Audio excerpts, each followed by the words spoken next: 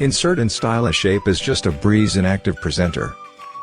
Firstly, click Shape on the Insert tab. Next, select one from the Shape gallery, and click anywhere on the canvas. To change the shape size, you can drag the resizing handle, or directly press Ctrl-Shift up, down, left, right arrow. Now, let's style your shape to make it look better. You are free to format your shape by using Quick Style, Fill, or Style and Effects tab in the Properties pane. If you don't see the color you want, click More Colors to find out. Besides, you can click Eyedropper to sample a color from within the application window. Then, customize its line and shadow.